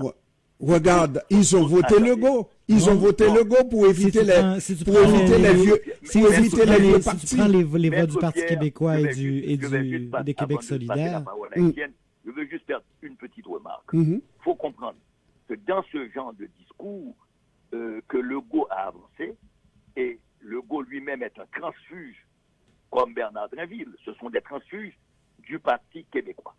Bon, ils se sont réappropriés un discours, mais il y a un fond qui est fondamental qu'il faut comprendre. La population canadienne, enfin d'origine canadienne-française, ou comme ils le disent, canadienne souche, québécois de souche, eh bien, cette population, elle est vieillissante. Là. Et donc, cette population est plus conservatrice que les plus jeunes. Et donc, certainement, ils veulent que le Québec dispose d'un certain nombre de pouvoirs, mais en même temps, ils sont réticents à ce qu'on appelait le beau risque, c'est-à-dire à une indépendance du Québec qui pourrait remettre en question sur une période donnée leurs atouts. Rappelez-vous que le discours à l'époque du Parti libéral de Jean Chrétien, c'était la fameuse piastre à l'évêque, c'est-à-dire que le dollar allait devenir 50 cents et que les gens n'auraient plus accès au passeport canadien. Donc, il y a eu ce discours de peur, et Legault, à mon avis, récupère ce discours en disant, moi, je ne veux pas une rupture du système fédéral, et surtout peut-être dans la période actuelle, avec la guerre, avec les pandémies, avec tout ce que cela implique, mais en même temps, je ne veux plus de pouvoir pour le Québec. Je défends les intérêts du Québec face au système, et en ce sens, il phagocyte ce que je disais tout à l'heure, il phagocyte à la fois le Parti québécois et le Parti libéral, puisqu'il dit, moi je suis pour un type de fédéralisme différent, mais je mène une politique économique libérale. Ce qui fait que aujourd'hui, le Parti libéral est de plus en plus réduit à à sa peau de chagrin. Mais Jean et Pierre, que, lui, à mon avis, dans son intérêt, c'est que l'opposition devienne éventuellement Québec solidaire en disant voilà ce qui risque de vous arriver. Mais le problème, c'est que le nationalisme québécois ou canadien français dans les années 40, 50 s'exprimait, était, comment ça, réclamait, c'est-à-dire plus de pouvoir économique d'abord, mais politique, mais que le Québec, la nation canadienne française, comment on dit ça, reprend, faire baisser le retard qu'elle avait pris par rapport, sur le plan économique, culturel, éducationnel, par rapport au reste du Canada, et pour qu'il soit une entité forte, mais à l'intérieur du Canada. C'est tous ces gens-là que l'on retrouve dans le Parti du libéral des années 50-60 jusqu'à l'apparition du Parti québécois. Donc, mais par contre, comme Franz a dit bien, c'est que tous ces gens-là qui ont déserté, ces nationalistes civiques, qui parlent qui se souvient de la place qu'a joué le Canada français dans l'édification de ce pays, ils souhaitent le maintenir. Donc, ils veulent rester un Canadien français fort, fier, mais à l'intérieur du Canada. Mais ceux-là n'ont pas de problème. Et puis, font très bien la jonction avec les néo-canadiens, n'est-ce pas? Ils n'ont pas de problème. C'est ce nationalisme un peu vicieux, là, n'est-ce pas, qui est plus indépendantiste que autre chose, n'est-ce pas, qui est différent aujourd'hui. Quand on voit le premier ministre, le chef du Parti québécois, qui est un homme de très bon sens, de très grand sens, un avocat vraiment. Il a eu la capacité de comprendre que le Parti québécois pouvait être l'opposition officielle dans tout ce qui se passe là. C'est le seul parti à avoir ça serait difficile. mais à avoir une option vraiment distincte, nette et distincte des autres partis. Tous les autres partis finissent par se ressembler. Tu comprends, là, on est dans un melting pot où à peine une virgule distingue un parti d'un autre. Par contre, le Parti québécois a quelque chose. Mais le fait d'avoir laissé pendant des années l'option à la dérive, aller à la dérive comme ça, et il a repris tout ça. Sauf que lui aussi, il est d'un nationalisme vraiment, je dirais, mesquin. Obtus, fermé. Mais c'est le contraire du nationalisme proposé par Bernard Landry, le fameux nationaliste civique. On est loin de ce Bernard Landry, on est loin de René Lévesque. Et on est loin de Québec solidaire aussi. On est davantage proche de Jacques Parizeau. Messieurs, excusez-moi. C'était le commentaire éditorial. Je dois faire la pause commerciale. On revient pour la suite avec Haïti dans un instant. C'est bon, Jean-Emmanuel? Absolument. Bon, on va à la pause commerciale. On revient pour la suite dans un instant.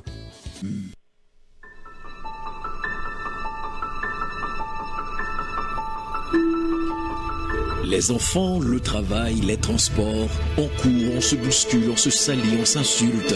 Arrêtez tout. Le samedi vous fait grâce. Musique, littérature, sport, cinéma, analyse et commentaires, l'information sous toutes ses coutures, avec Jean-Ernest Pierre et son équipe, tout à meilleur goût le samedi. Grâce matinée, votre petit plaisir du week-end.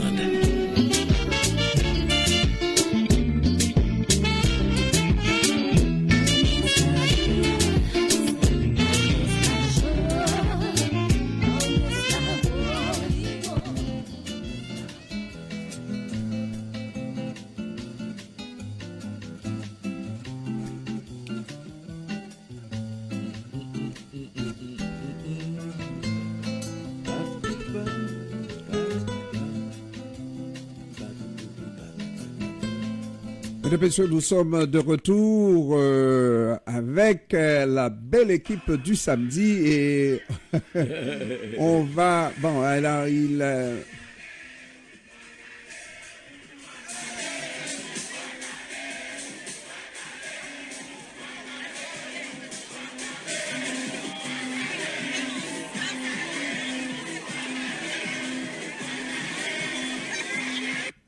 Alors, ça s'est passé dans les rues de Montréal hier soir, Étienne? Oui, c'était Bon. hier soir. Un Ouais. beau rara pour parler d'Haïti. Je me disais que ça faisait une belle introduction. Mhm. C'était Oui. j'y vais. C'était un concert. Oh, pardon. Ça commence bien. C'est un concert organisé par Michael Brun. Il appelle sa série de concerts Bayo. Il invite une pléiade d'artistes haïtiens, généralement à venir faire une ou deux chansons. Des fois, c'est un peu décevant, mais bon, c'est pas grave. Ça remplit le cœur de près de 2-3 000 Haïtiens, surtout, je dirais, en tout cas des Québécois, mais aussi des Haïtiens, sur place hier au Métropolis, au MTLUS, comme on l'appelle aujourd'hui. Et ça s'est terminé. Je l'ai nommé quand même parce que c'est quand même des connus avant d'aller au Rara et au Bois-Calais, mais il y a eu Annie Alerte qui a chanté, en plus de Michael Brun qui a joué aux platines. Et il y a eu également Baki, qui est probablement l'un des rappeurs les plus populaires en Haïti en ce moment, qui est venu faire une ou deux chansons.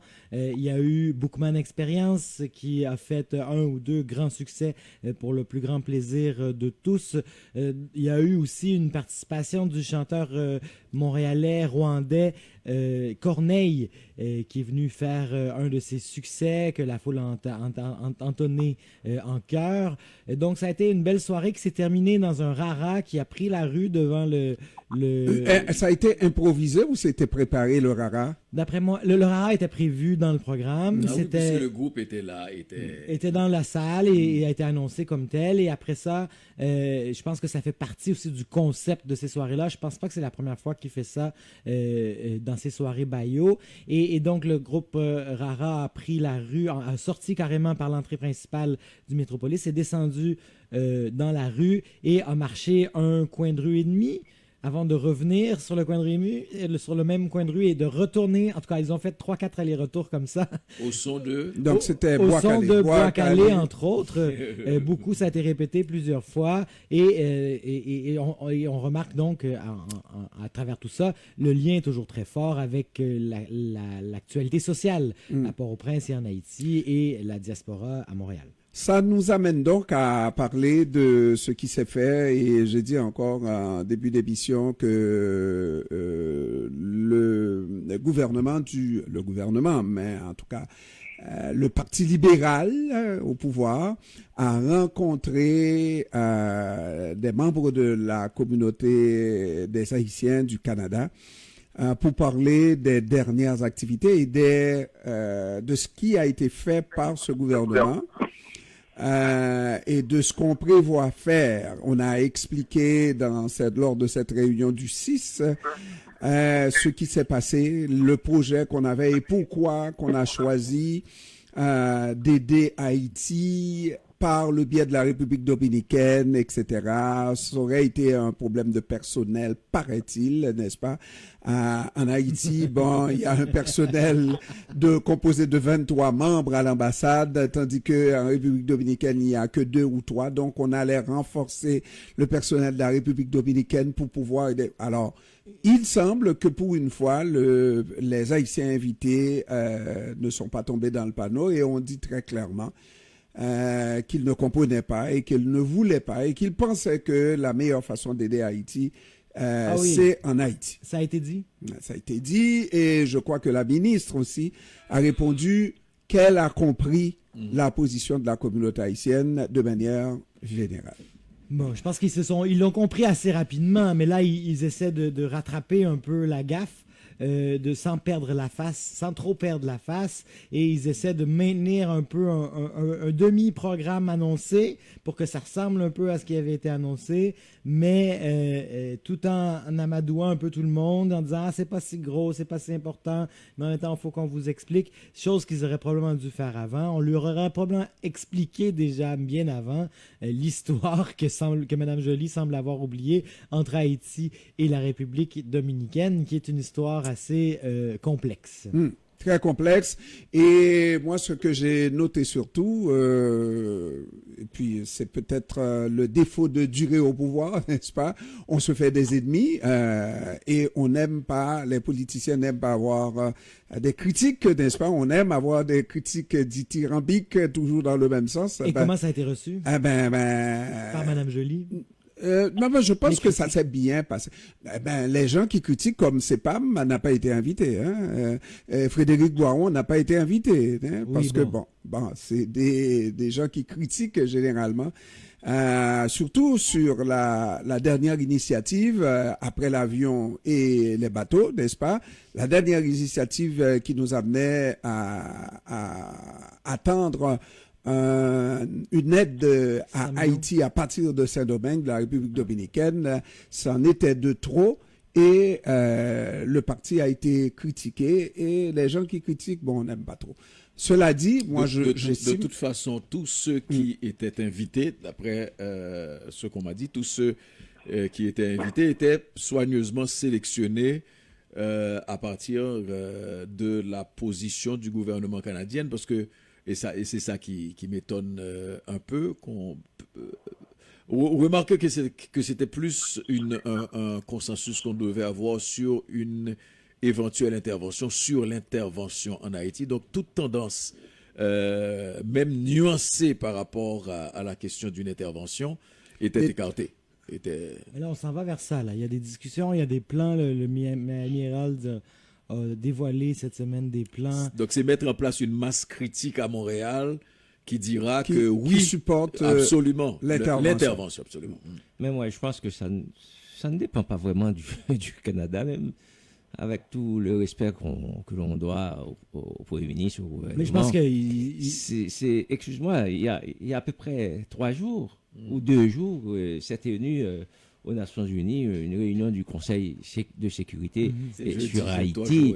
Donc, quand on sait que le poids du Conseil de sécurité dans la décision des Nations Unies, on peut comprendre que toute tentative de la part des États-Unis ou du Canada de faire entrer une force militaire en Haïti sera prise probablement en dehors de l'accord du Conseil de sécurité. Oui, mais c'est parce ce que qui ça est déjà, bloque. Oui, mais c'est ce qui est déjà fait. C'est ce qui est déjà fait. C'est ce qui est en Parce train de que se préparer tu as une proposition qui a été formulée par les États-Unis, soutenue par le Mexique. Donc, au Conseil de sécurité, et c'est là où ça ne bouge pas. Il n'a pas encore Mais tranché. parallèlement, non, c'est ce que je te dis. Oui. Ça ne bouge pas. Je dis encore, ils se sont rencontrés. Ça ne bougera probablement ça pas. Ne bougera Ça ne bougera jamais. Et c'est pour faire bouger les choses qu'ils ont décidé de faire un autre plan proposé par le secrétaire général lui-même avec sa représentante du BINU et qui demande, parrainé par les Américains parallèlement, qui demande au Canada de prendre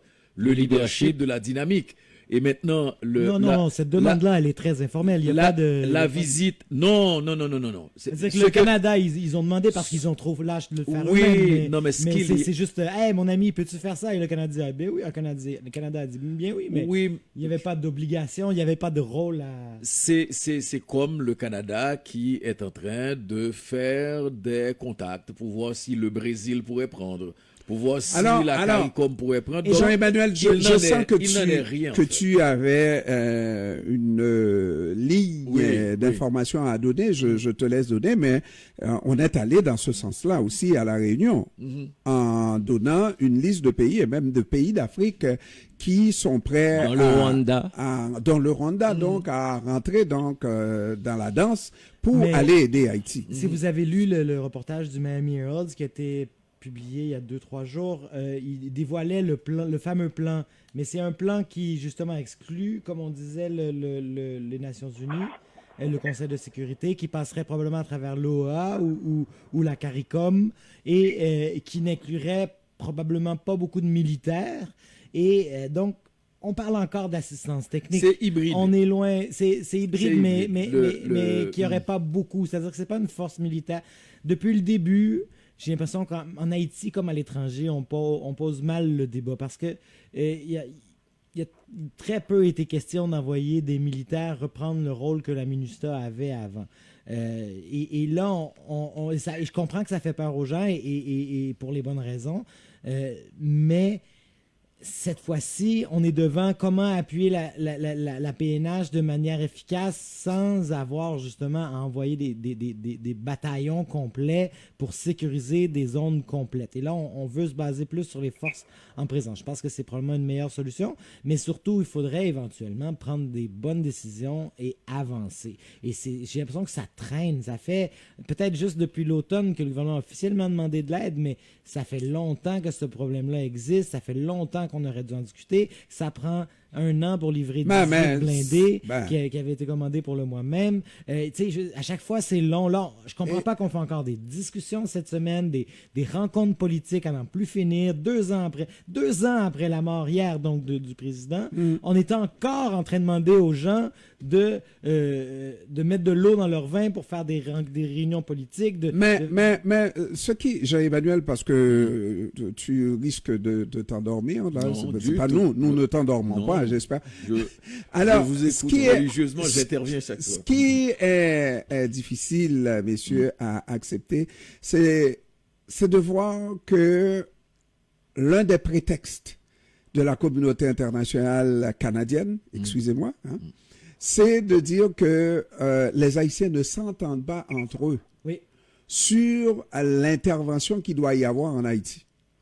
Or, le Canada a posé un geste qui s'appelle une initiative par le biais de la République dominicaine, n'est-ce pas, qui a eu pour effet d'unifier tous les Haïtiens pour dire non. Pour dire non. Tous les Haïtiens rejettent ça. Alors, peut-être qu'on tente encore de diviser, parce que là, il ne peut pas y avoir une union plus ferme que cela. Les Haïtiens en Haïti ne regardent même pas, ne parlent même pas et ont fait leur bois calé, n'est-ce pas? Les Haïtiens de la diaspora continuent à dire qu'il doit y avoir quelque chose, mais pas ça à partir de la République dominicaine. Mais moi, je comprends pas parce que comment se fait-il qu'il n'y a personne au ministère des Affaires étrangères au Canada qui n'est pas briefé, qui a levé le drapeau. Le drapeau pour dire que, étant donné l'étendue conflictuelle des relations entre Haïti et la République dominicaine, il ne faut même pas envisager d'aborder cette question. Alors, c'est de la matière. Le député du non seulement le député du haïtienne. Bourg à La Réunion a dit qu'il a appris beaucoup de choses au cours de cette réunion par rapport aux décisions qui ont été prises. Il ne savait pas. Il y a beaucoup de choses. Alors, il l'a dit publiquement. Moi, j'obtiens ça de la part de mes sources, n'est-ce pas, qui étaient présentes, que effectivement, il y a des choses qu'il a apprises sur le terrain de la Réunion, c'est-à-dire au cours de la Réunion. Donc, on n'a pas toujours écouté. Oui, je préfère ne pas faire de commentaires parce que toutes ces portes de sortie, tous ces échappatoires, je préfère ne pas rentrer là-dedans parce que j'ai fait beaucoup de montées de lait pendant la semaine. Comment un gouvernement comme le gouvernement canadien, qui a quand même un rapport privilégié avec Haïti, avec la communauté haïtienne, qui dispose d'autant de ressources, d'autant de connaissances au sein de la communauté haïtienne, puisse se baser uniquement sur une petite poignée, et c'est ça. Et là encore, la dernière réunion, c'était du scratch my back, comme on dit en anglais, c'est-à-dire c'est ça, c'est gratter d'homme m'a gâté pau. Et alors qu'il y a du sérieux. Quand on me dit que le député n'était pas au courant, je ne sais pas exactement de quoi il n'était pas au courant, mais le contentieux historique, que ce soit au niveau de l'occupation de Boyer, que ce soit au niveau du massacre des Haïtiens, Péréhil, que ce soit de récents incidents, que ce soit le mur qu'on soit en train de monter, que ce soit, etc., les questions du patrimoine, le fameux Péréhil. Mais oui, alors arrêtons ça pour dire que c'était l'élément qui allait, comme disait Jean-Ernest, faire l'unanimité, parce que, comme on dit souvent, les Haïtiens peuvent être dos à dos, mais demain, tu dis qu'il y a l'armée dominicaine à la porte, tout le monde se retrouvera sous le seul drapeau. C'est connu. Je ne sais pas, je vais prendre, comme je suis... Je reprends. Et comme je suis de, entre guillemets, la bonne couleur, je vais dire des choses quand même ici entre nous pour montrer que je pense aussi que c'est un système qui est quand même appelé à fonctionner un peu de manière cavalière avec Haïti. C'est un système hérité quand même d'une certaine suprématie blanche où en tant que blanc, souvent, on peut avoir l'impression de faire des leçons, de comprendre des choses que d'autres n'ont pas compris, d'amener des solutions que personne d'autre avait pensées avant, sans même vérifier pourquoi cette solution-là n'avait pas été envisagée. Donc, il y a cette va-vite-là, souvent, par rapport aux pays en développement, qui se trouvent à être justement des pays souvent non blancs, et qui amènent des décisions un peu farfelues comme ça. Mme Joly a voulu faire un effet d'annonce. Elle pensait que son idée était géniale, qu'il fallait que tout le monde soit au courant. Elle aurait pu ouvrir un bureau, juste nommer 5 personnes de plus à l'ambassade canadienne en République dominicaine pour travailler sur le dossier Haïti sans en parler à personne. Et tout le monde aurait trouvé ça normal. Et là, elle a voulu jouer le jeu, en mettre plus, et a voulu ouvrir un plus gros bureau, faire une annonce à l'extérieur. Au début, probablement que c'était à l'extérieur de l'ambassade, mais c'était pas tout à fait spécifié. Mais en tout cas, elle s'est faite ramasser par toutes ces erreurs, une après l'autre. Et pour moi, c'est l'héritage d'un système qui est en place où il y a une certaine... je pense pas qu'elle est peut-être consciente, je pense que c'est le système qui encourage ça, mais c'est vraiment un système où on a compris, nous, en tant qu'Occidentaux, et on va vous donner des solutions sans nécessairement avoir à en parler avant. Faut dire que le Canada a été pris dans son propre piège aussi de vouloir jouer dans la cour des grands. Et ça, depuis la première mouture du pouvoir de Justin Trudeau, qui a trouvé que ça aurait été un bon rôle que de jouer les casques bleus en Haïti pour le Canada, une première. Donc, on se rappelle, Jean-Emmanuel, tout le monde avait dit en une seule chose, de manière unanime, non le Canada, non. Alors maintenant, c'est toujours les mêmes perspectives de prendre du galon sur la scène internationale que d'avoir à s'occuper d'un groupe et pourquoi pas en Haïti. Mais sauf que toutes les ressources sont engagées ailleurs. Les militaires l'ont dit aussi, qu'on n'a pas les moyens de s'engager sur un autre front, étant donné les engagements du Canada ailleurs, n'est-ce pas? Il n'y aurait pas de militaires à s'engager. Donc, maintenant, on veut faire quelque chose quand même, puisque les États-Unis estiment que le Canada en a les moyens. Donc, le Canada a voulu jouer le jeu, mais sans en avoir les moyens. Mais j'ai toujours dit que le Canada est en train de jouer à un jeu pour lequel il n'a pas les moyens. Ça, le problème haïtien, c'est pas un problème que le Canada peut seulement, à lui seul, trouver une solution à ça. La question haïtienne est d'abord une question américaine. Voilà. C'est les Américains. Et le claquement de droit. C'est ce que j'entends décider de l'ambassade du Canada, c'est oui. qu'ils sont découragés parce que finalement, au final, tant que les Américains ne décideront pas de mettre le pied à terre devant Ariel, eh ben lui, Ariel va avoir le beau jeu de vraiment pas négocier de bonne foi. Mais plus que ça, là, Jean-Emmanuel, tu me corrigeras, et on le dit tous les jours, là, les Américains, c'est la plaque tournante de toutes les munitions qui rentrent en Haïti. En plus. Oui. Mais ce qu'il y a, et que vous comprendrez aussi que les Américains, tout en demandant au Canada de prendre le leadership de la chose, chaque fois, il y a une intervention d'une autorité américaine pour rappeler que c'est notre terrain de jeu. OK? À un certain moment, on a même souligné le fait qu'il y avait eu une sortie canadienne, une sortie américaine, une sortie comme pour engager une sorte de bataille qui serait inégale, et qui n'en était pas une. Et fondamentalement, on a abouti à quoi? On a abouti à un certain immobilisme dans la chose. La preuve pourquoi le Canada aurait, parce que je ne pense pas, parce que honnêtement, je crois en la bonne foi des dirigeants canadien par rapport à la crise haïtienne, par rapport à la situation en Haïti. Et je me disais, honnêtement, j'y ai cru.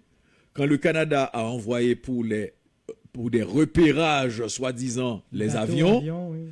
ensuite les bateaux, comprenez que pour les bateaux, j'étais déjà déçu par rapport aux avions, ok? Mais là encore, je me suis dit que c'était aussi une possibilité de se reprendre. Pourquoi faire autant de faux mouvements? Ce n'est pas dans la tradition canadienne par rapport à Haïti. Et c'est ça que j'avais pas compris. Et c'est là où je vous retrouve sur le fait que, quelque part, la bonne volonté canadienne, chaque fois, se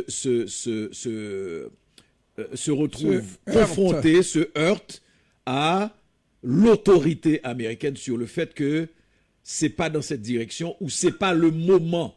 On estime, c'est ça le cynisme américain, on estime que la situation n'est pas assez pourrie.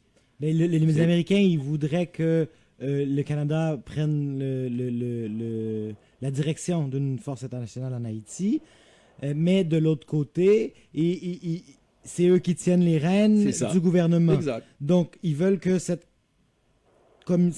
force internationale vienne appuyer, en quelque sorte, l'état actuel des choses en Haïti, la PNH, mais aussi en quelque sorte le gouvernement. Et c'est là-dessus qu'il y a eu beaucoup d'opposition à l'automne en Haïti, quand on parlait d'une vraie force étrangère, du retour des militaires étrangers en Haïti. Une partie de l'opposition venait de là. Et on se retrouve encore avec la même chose. Et comme on le dit souvent en Haïti, et surtout par rapport aux ONG, aux bonnes intentions des étrangers, l'enfer est pavé de bonnes intentions. De bonnes intentions. Et puis, France en a profité pour nous éliminer parce qu'il n'a pas dit un seul mot. Eh bien, je vous écoutais sagement. J'ai fait exprès, France. Mais en fait, j'ai un mot à dire. Tout ça, les interventions sont très compliquées. Je pense que le Canada, mis en avant par les États-Unis pour constituer une force, comme quand ils sont intervenus en 65 en République dominicaine, où ils ont mis en avant un général brésilien, même si derrière la force d'intervention était essentiellement américaine. Aujourd'hui, il y a un certain nombre de négociations qui sont faites un peu partout, parce que l'opération qu'ils veulent faire est très complexe. C'est une opération policière et non pas une opération militaire. Une opération militaire aurait été relativement plus simple, parce qu'il s'agirait de neutraliser, comme ils l'ont fait en 1994, de neutraliser une armée qui en fait n'était pas une véritable armée, c'était une gendarmerie. Aujourd'hui, il y a le problème à la fois qu'ils ont avec la PNH, qu'ils ont fondé, c'est-à-dire rappelons-nous que c'est les États-Unis, le Canada qui ont essentiellement financé la PNH et sa formation. Donc ils sont face à ce problème. Toutes les interventions qu'ils ont faites ont été catastrophiques. Deuxièmement, une intervention, ils ne savent pas, puisque les objectifs ne sont pas clairement définis, combien de temps ça prendra. Et il y a une forte opposition d'une population à, je dirais, une forme d'intervention. Le problème, c'est que à toute forme d'intervention massive. Donc, le problème, c'est comment assurer ce qu'ils annoncent comme objectif, c'est-à-dire le renforcement de la PNH, ce qui suppose des contingents. Et dans ce qu'ils sont en train de faire, quand ils annoncent, après négociation avec le président Kagame du Rwanda, qu'il y aurait une participation du Rwanda. Il y a les Bahamas, la Jamaïque qui annoncent une partie de leur présence. Alors, effectivement, quand il s'agit de forces de police, on comprend très mal que des gens qui ne parlent pas la langue, qui ne connaissent pas le pays, pourraient intervenir et de façon articulée, de façon efficace, comme force de police. Parce que ça sous-entend une certaine proximité dans le fonctionnement avec la population. Même les Allemands, quand ils ont envahi la France, ils ont fait alliance avec la police parisienne. Une chose, c'est une intervention militaire avec des camps militaires, donc c'est des interventions qui créent, du point de vue du territoire, un nouveau maillage, c'est-à-dire isoler les territoires contrôlés par les gangs avant de les réduire. Donc, mais en même temps,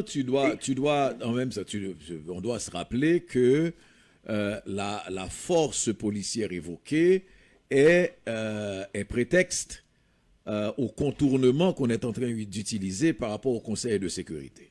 Le Conseil de sécurité, c'est clair que l'opposition de la Russie et de la Chine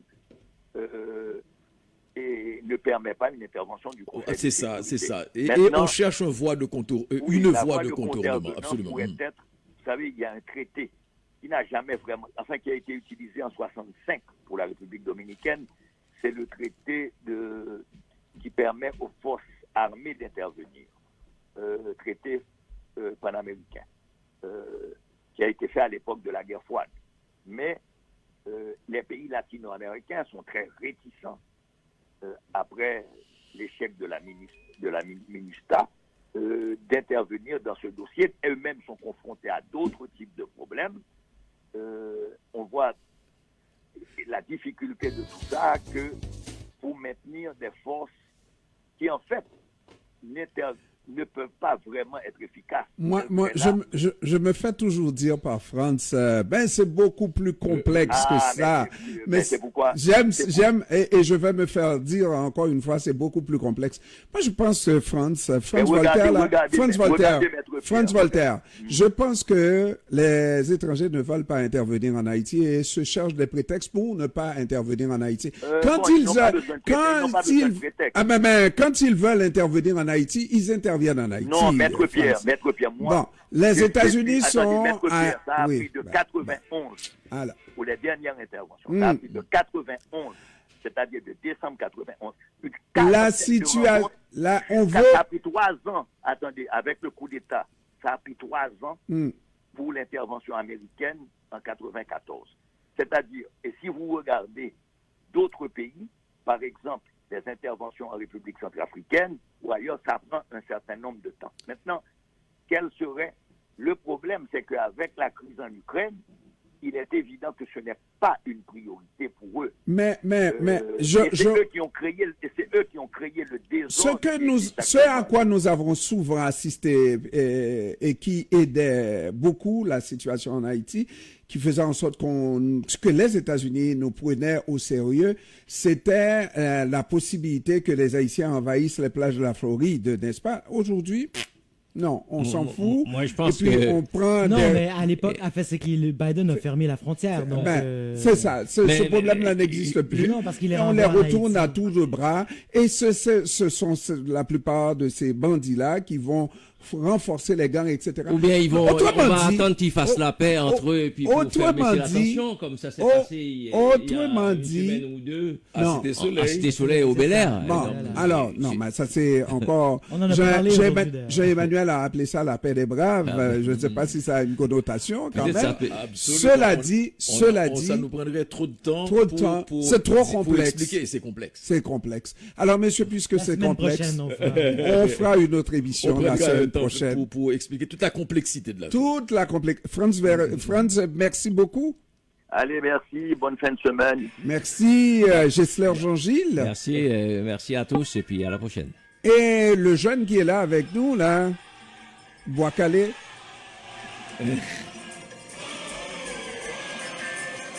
Ça, c'était hier, Bookman.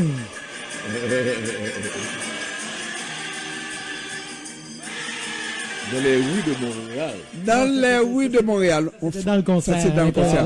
On va faire ça à Bois-Calamment la prochaine fois. Jean-Emmanuel, merci. Merci beaucoup, merci à tous. Merci, Étienne. Merci, abonnez-vous, DM on Info, une infolettre à chaque semaine, l'actualité haïtienne. Et comment? DM Info. On est sur toutes les plateformes et par email, c'est chaque lundi. DM Info. Merci beaucoup. Merci. Merci, Jess Pierre. Merci.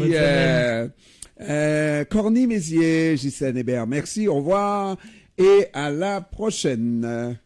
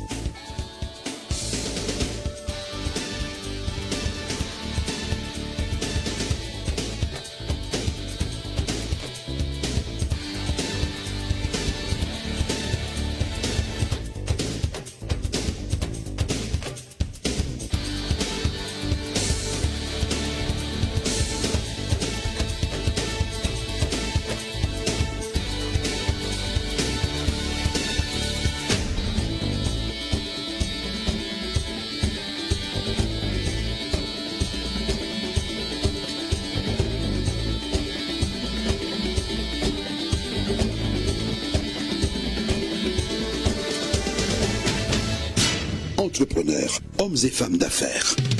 Vous avez un message pour vos clients? Confiez-le nous. Votre clientèle nous écoute 24 heures sur 24, 7 jours sur 7. Nous sommes CPAM 14-10.